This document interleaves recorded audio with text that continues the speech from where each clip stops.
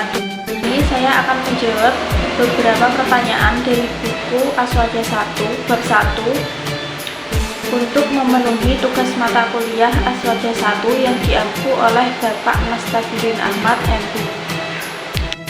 Langsung saja, pertanyaan yang pertama adalah jelaskan secara ringkas perbedaan Islam di era Nabi Shallallahu Alaihi Wasallam dan para sahabat. Islam pada periode Rasulullah Shallallahu Alaihi Wasallam adalah laksana air yang keluar persis di sumber mata air, jernih, bersih, dan belum terkontaminasi apapun. Aktivitas yang terjadi pada masa tersebut dikontrol oleh wahyu. Apabila terdapat kejadian yang salah, wahyu akan turun mengoreksi dan menjelaskan perkara yang benar. Rasulullah Shallallahu Alaihi Wasallam di tengah-tengah para sahabat benar-benar sangat berdampak positif bagi mereka. Bahkan siapapun yang berada di sekeliling Rasulullah Shallallahu Alaihi Wasallam, baik mukmin maupun kafir, semuanya merasakan dampak yang baiknya. Sebab Rasulullah Shallallahu Alaihi Wasallam bukan hanya menjelaskan masalah agama saja, akan tetapi keberadaan Rasulullah Shallallahu Alaihi Wasallam di tengah-tengah manusia berdasarkan janji Allah juga menjadikan sebab tidak diturunkannya azab Allah di tengah-tengah mereka. Sesuai dengan firman Allah dalam Quran surah Al-Anfal yang berbunyi, "Wa ma kana Allahu liyu'adzibahum wa anta fihim," yang artinya, dan Allah tidak akan mengazab mereka selama engkau berada di antara mereka. Kata Islam pada periode Rasulullah Shallallahu Alaihi Wasallam berjalan dengan kondusif, dan problem-problem yang dialami sahabat dengan mudah dapat teratasi berkat adanya Rasulullah Shallallahu Alaihi Wasallam di tengah-tengah mereka. Setelah kurang lebih 23 tahun mengajarkan Islam kepada para sahabat, pada tanggal 12 Rabiul Awal 11 Hijriah atau 8 Juni 632 Masehi, Rasulullah Shallallahu Alaihi Wasallam wafat. Kewafatan Rasulullah ini menyebabkan guncangan hati dan kesedihan yang mendalam di hati para sahabat.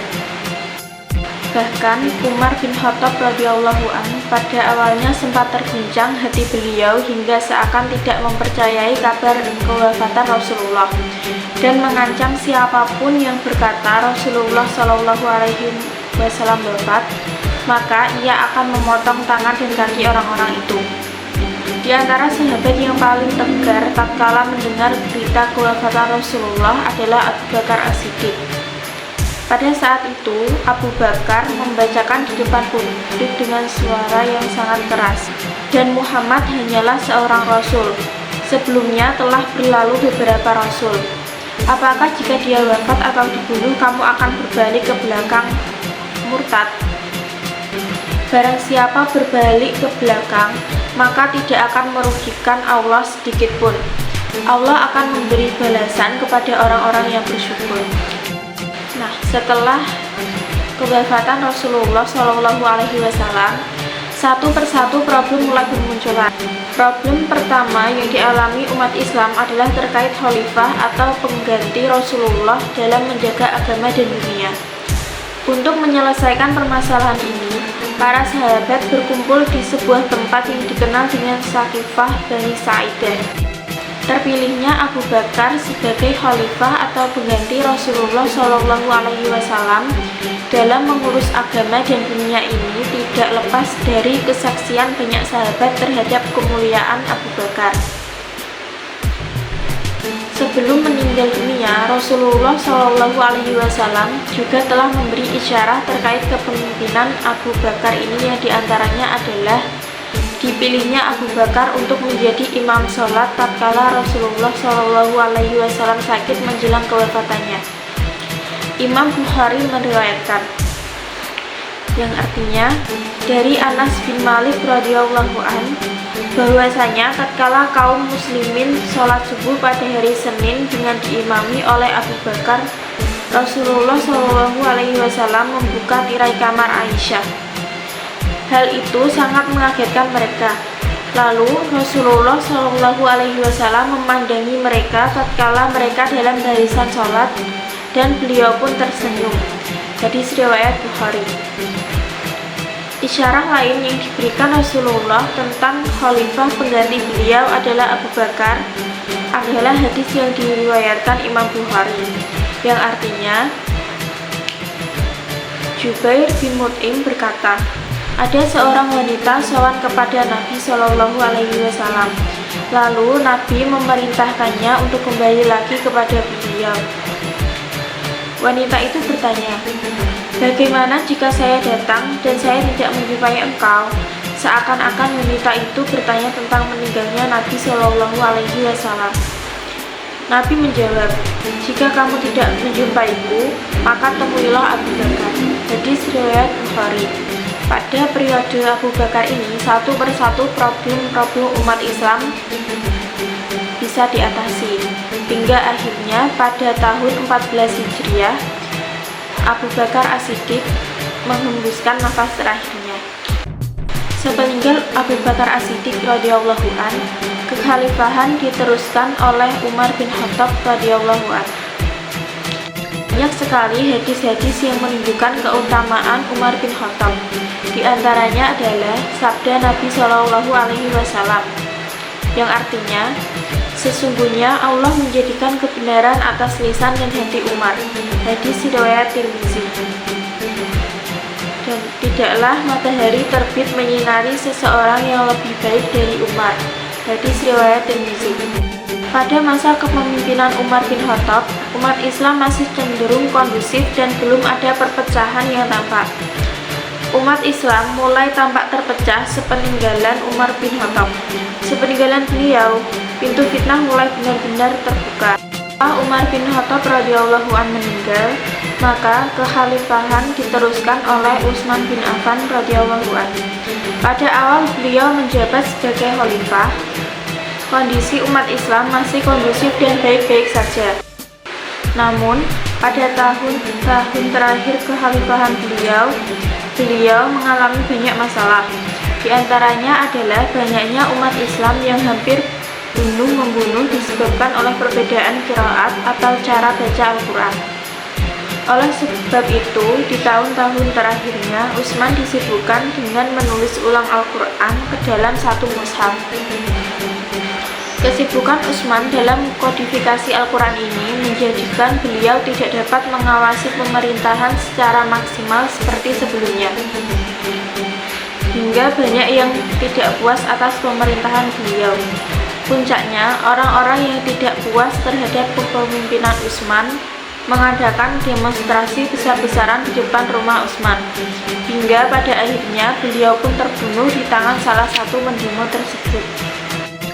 Tidak lama setelah pengepungan rumah Utsman radhiyallahu an, beliau meninggal dunia sebab terbunuh oleh salah satu atau beberapa pengepung yang hingga kini tidak diketahui siapa pembunuhnya itu. Kekhalifahan diteruskan oleh Ali bin Abi Thalib radhiyallahu an. Banyak sekali hadis-hadis yang menjelaskan tentang keutamaan Ali. Di masa Ali, problematika politik semakin menjadi-jadi. Beberapa sahabat seperti Sayyidah Aisyah radhiyallahu an dan Muawiyah bin Abi Sufyan radhiyallahu an tidak puas terhadap kinerja Khalifah Ali yang tidak segera menghukum pembunuh Utsman bin Affan. Akhirnya, dari ketidakcocokan ini tercetuslah perang antara Sayyidah Aisyah dan Khalifah Ali bin Abi Thalib yang dikenal dengan Perang Jamal. Dan terjadi perang antara Muawiyah bin Abu Sufyan dengan Ali bin Abi Thalib yang dikenal dengan Perang Siffin. Dari peperangan-peperangan intern umat Islam ini timbul beberapa sekte keislaman seperti Syiah dan Khawarij dan aliran-aliran lainnya. Pertanyaan yang kedua adalah, bagaimanakah sikap kita seharusnya dalam menanggapi konflik yang terjadi di antara para sahabat? Sikap kita adalah sebagaimana yang dikatakan oleh Ibnu Ruslan berkata dalam Zubatnya, yang artinya, segala konflik yang terjadi di antara para sahabat, kita wajib diam, tidak boleh memvonis buruk mereka. Bahkan kita tetapkan pahala ijtihad bagi mereka, yakni apabila ijtihad mereka benar, maka mereka mendapatkan 2 pahala, dan apabila ijtihad mereka salah, maka mereka mendapatkan satu pahala. Pengikut Ahlus Sunnah wal Jamaah meyakini bahwa para sahabat, terlebih Utsman bin Affan, Aisyah Ummul Mukminin, Ali bin Abi Thalib, dan Muawiyah bin Abi Sufyan radhiyallahu anhum adalah ahli ijtihad semuanya, sehingga mereka mendapatkan pahala semua dan tidak satupun dari mereka yang gugur keadilannya sebab peperangan yang mereka lakukan. Pertanyaan yang ketiga, jelaskan mengapa kajian Islam di era Nabi Shallallahu Alaihi Wasallam dan para sahabat sangat penting. Rasulullah Shallallahu Alaihi Wasallam sendiri merupakan penjelas perkara-perkara yang dikehendaki oleh Allah Ta'ala, sesuai dengan firman Allah dalam Quran Surah An-Nahl ayat 44, yang artinya, dan kami menurunkan Al-Quran kepadamu supaya kamu menjelaskan kepada manusia apa yang diturunkan atas mereka. Apabila ada problem agama, para sahabat senantiasa menanyakan problem tersebut langsung kepada Rasulullah. Untuk memahami maksud Al-Quran, para sahabat dapat melihat perilaku dan penjelasan langsung dari Rasulullah Shallallahu Alaihi Wasallam. Sebab tidak ada yang lebih mengetahui dan lebih bisa mengaplikasikan Al-Quran ke dalam tindakan melebihi Rasulullah Shallallahu Alaihi Wasallam. Apabila mereka masih tidak paham, mereka dapat menanyakan masalah yang tidak mereka pahami secara langsung kepada Rasulullah. Di antara keistimewaan sahabat adalah mereka mengetahui tempat, waktu, situasi, dan kondisi turunnya ayat Al-Quran, sehingga dalam memahami Al-Quran dan hadis, mereka lebih diunggulkan daripada orang-orang yang hidup di generasi setelah sahabat. Baik, itu tadi jawaban dari saya. Wassalamualaikum warahmatullahi wabarakatuh.